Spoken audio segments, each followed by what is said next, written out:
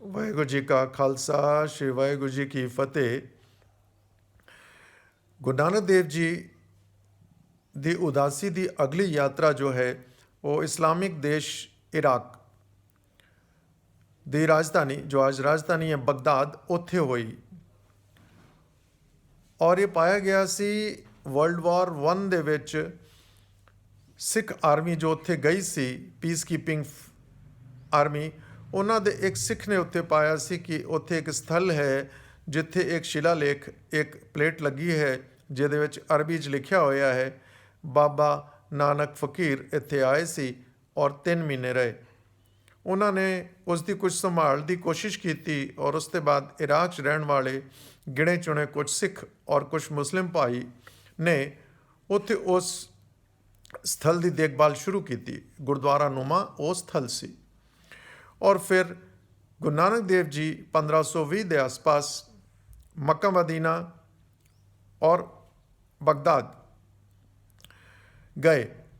Baghdad दे विच कहते हैं कि गुरु नानक देव जी ने मरदाना जी के नाल जद कदम रखा तो उन्होंने सवेरे सवेरे बांग दी, जपजी साहब की बाणी शुरू की कि सतनाम श्री वाहिगुरू।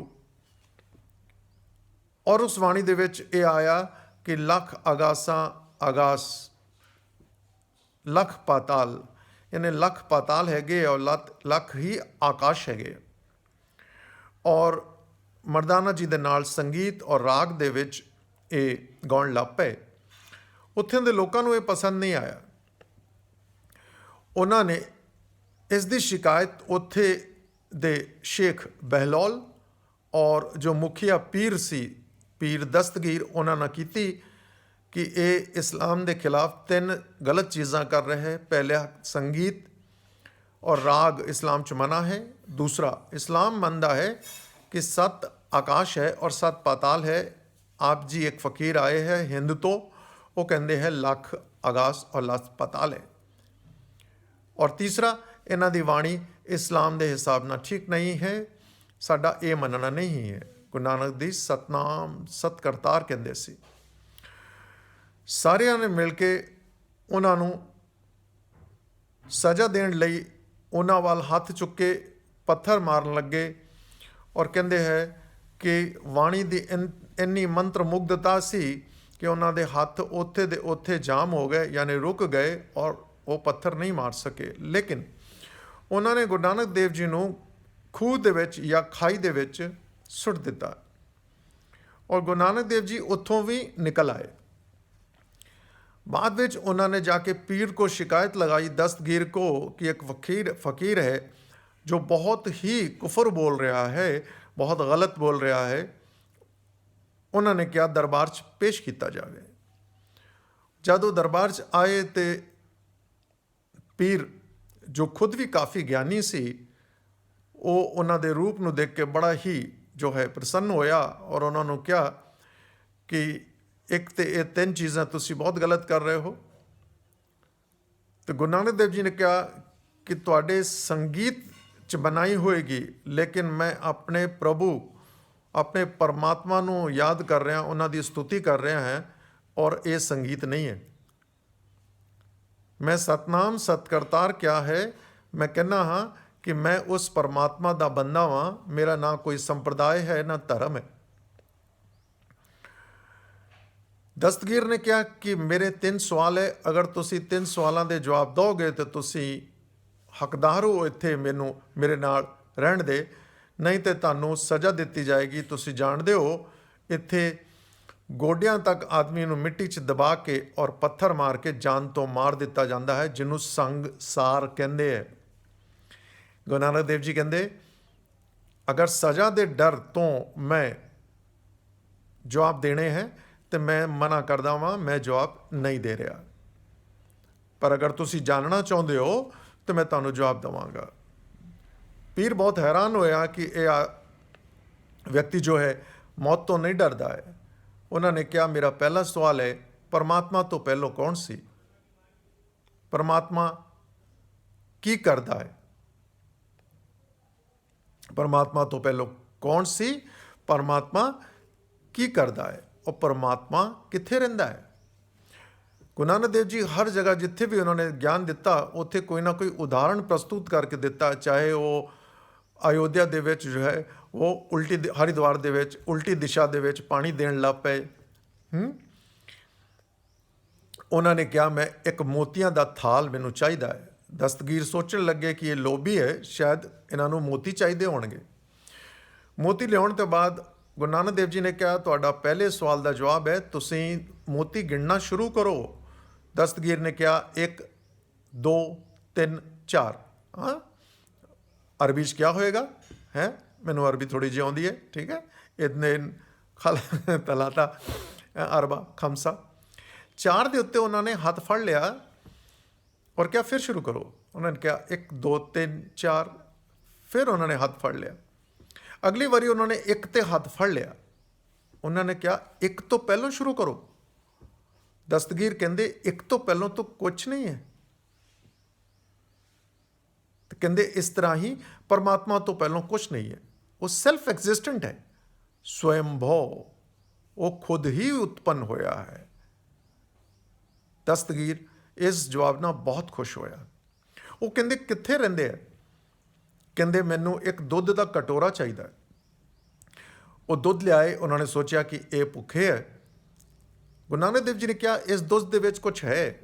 ਉਹ ਦਸਤਗੀਰ ਸੋਚਣ ਲੱਗੇ ਕਿ ਉਹ ਸੋਚਦੇ ਹੈ ਕਿ ਇਹ ਨਕਲੀ ਹੋਏਗਾ ਜਾਂ ਇਹ 'ਚ ਪਾਣੀ ਹੋਏਗਾ। ਉਹ ਕਹਿੰਦੇ ਨਹੀਂ ਜੀ, ਇਹ ਖਾਲਿਸ ਹੈ, ਇਹ ਬਿਲਕੁਲ ਸ਼ੁੱਧ ਹੈ। ਕਹਿੰਦੇ ਨਹੀਂ ਕੁਛ ਹੈ। ਦਸਤਗੀਰ ਕਹਿੰਦੇ ਨਹੀਂ ਹੈ ਕੁਛ। ਕਹਿੰਦੇ ਇਹਦੇ ਵਿੱਚ ਮੱਖਣ ਹੈ ਔਰ ਘਿਓ ਹੈ। ਉਹ ਕਹਿੰਦੇ ਇਹ ਤਾਂ ਮੈਨੂੰ ਵੀ ਪਤਾ ਹੈ। ਕਹਿੰਦੇ ਕੱਢੋ।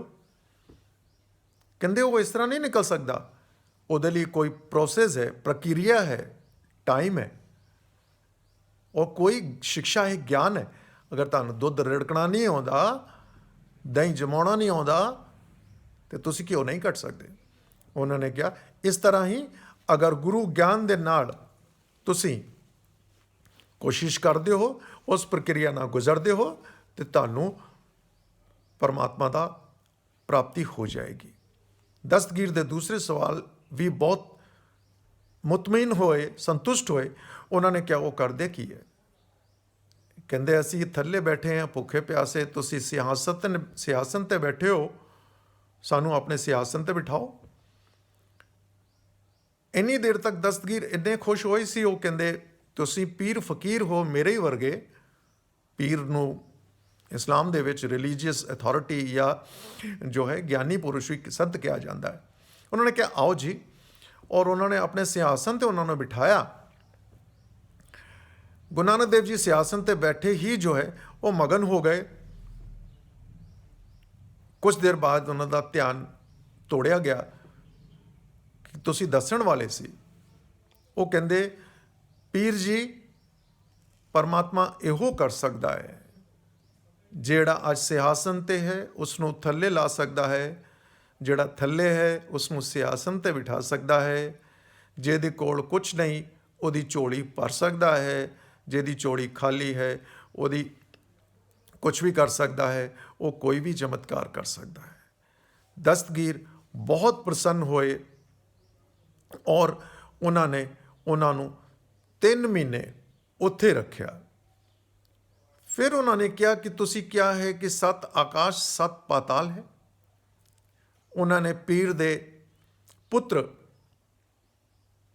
ਨੂੰ ਬੁਲਾਇਆ ਔਰ ਉਹਦੇ ਮੱਥੇ ਤੇ ਹੱਥ ਰੱਖਿਆ।